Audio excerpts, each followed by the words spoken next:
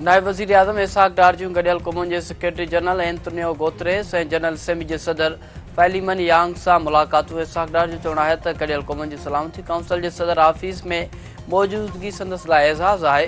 पाकिस्तान जुलाई में गडियल क़ौमुनि जी सलामती काउंसिल जी सदारत करे रहियो आहे। जटादार तरक़ी बाबति गडियल क़ौमुनि जे आला सतही सियासी फोरम में बि पाकिस्तान जी नुमाइंदगी कई आहे।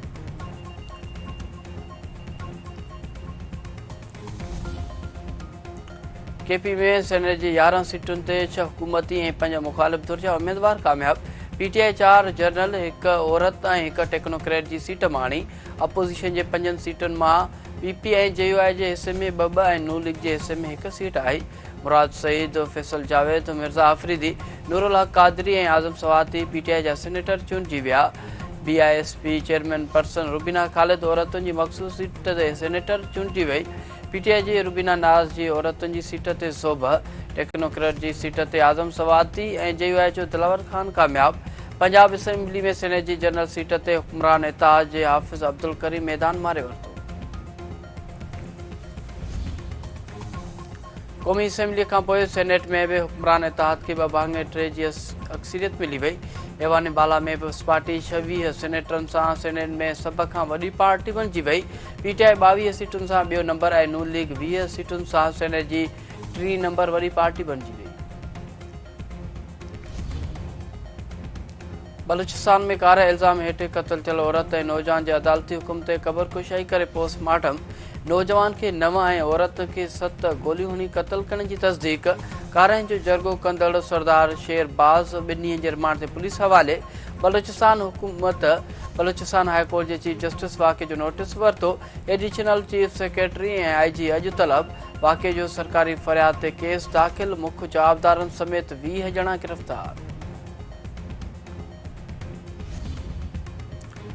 बलूचिस्तान जे वॾे वज़ीर सरफराज़ बुगटी तरफ़ां मक़तूल औरत ऐं नौजवान पाण में पहिरियल हुअण जी तरदीद। संदसि चवणु आहे त मक़तूल औरत जा 5 ॿार आहिनि। मक़तूलनि जे पहिरियल हुअण वारी ॻाल्हि दुरुस्त न आहे। वाक़े में मुलस क़बाइली सरदार समेत समूरनि जवाबदारनि खे गिरफ़्तार कयो वियो आहे। कंहिं बि जवाबदार खे बख़्श न कयो वेंदो। हुकूमत वाक़े जी शफ़ाफ़ जांच करे रही आहे।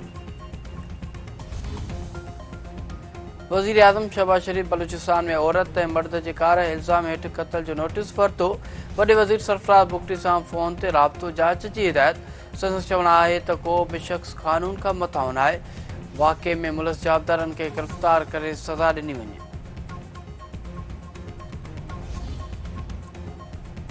बलूचिस्तान जे इलाइक़े ड्रेगाड़ी में औरत ऐं मर्द खे कारे इल्ज़ाम हेठि क़त्ल वारो मामिलो सेनेट पे अची वियो। हुकूमत मुखालिफ़ धुर जे मेंबरनि तरफ़ां वाक़े जी सख़्त लज़्मनि में मज़बत। वाक़ियो ज़ुल्म करार। सेनेटर ज़रका सरहदी चयो आहे त दुनिया जो अधु हिसो औरतुनि ऐं अधु मर्दनि जो आहे। कानून औरतुनि खे हक़ ॾिए थो पर अमली तौर हक़ नथा ॾिना वञनि। साञे ते इंसानी हक़नि वारी तंज़ीमुनि खे आवाज़ न उथारियो। पीटीआई जे सेनेटर अली ज़फ़र चयो त वीडियो में नज़र ईंदड़ समूरनि माण्हुनि खे मौत जी सज़ा मिलणु घुरिजे। वाक़े ते वॾे वज़ीर आईजी समेत सभिनी खे इस्तीफ़ा ॾियणु घुरिजे। अपाची वारे सूबाई वज़ीर जाम खान छोरे चयो आहे त सीसीआई जे फ़ैसिले तहत सूबनि जे राज़पे खां सवाइ को बि कैनाल न ठहंदो। सिंध खे पंहिंजे हिसे जो पाणी न मिली रहियो आहे। बरसाति में जारी कयल पाणी कंहिं बि कम जो न हूंदो आहे। जेकॾहिं पाणी घटि हूंदो त समुंड में शोर किथां थींदो। बचाव बंधनि खे मज़बूत करण जो सिलसिलो शुरू कयो वियो आहे। दरिया खे हिक हंध खां रोकियो वञे थो त ॿिए हंधां घटि वणंदो आहे। गुडू वटां 4 लख क्यूसेक पाणी गुज़री रहियो आहे। अपाची वारे सूबाई वज़ीर जाम खान छोरे तरफ़ां सखर बैराज जो दौरो। 16 दरवाज़नि जे कम जो मुआइनो। लाड़काने में मोरिया लोप, आकलागानी ऐं आबाद बचाव बंद जो दौरो।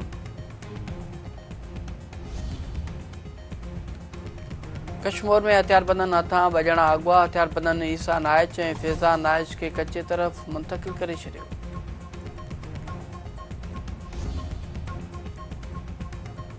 जागण में पुलिस जो ॾोहारियुनि ख़िलाफ़ ऑपरेशन। 2 हथियारबंद मारिजी विया, 11 ॾोहारी ज़ख़्मी। एसएसपी शाहज़ेब चाचड़ जो चवणु आहे त ऑपरेशन दौरान रहीम मारफाणी ऐं अफ़ज़ल मारफाणी पंहिंजे साथियुनि जी फायरिंग में मारिजी विया आहिनि। सांगड़ में राजड़ ऐं जुनेजा बिरादरी में ज़मीनी तकरार जो निबेरो। तकरारी ज़मीन ॿिन्ही धुरियुनि में अधो अधु विराई वई। राजड़नि अलाउद्दीन जुड़ेजे खे पंहिंजो हिसो 65 लख रुपयनि में ॾेई छॾियो। ज़मीन ते कब्ज़े जो ॾोह साबित थियण ते अलाउद्दीन मथां 10 लख रुपया ॾंड मुक़ररु कयो वियो आहे। पीर जो ॻोठ भरिसां ॻोठ मतो खान बुर्ती में नौजवान खे गोलियूं हणी क़तल। जवाबदारनि फायरिंग करे अली शेर बुर्दी खे क़तल करण बाद फरार थी विया। मक़तूल जे वारसनि जो चवणु आहे त संदन कंहिं सां दुश्मनी न आहे। नौजवान खे बेगुनाह करे ज़ुल्म कयो वियो आहे।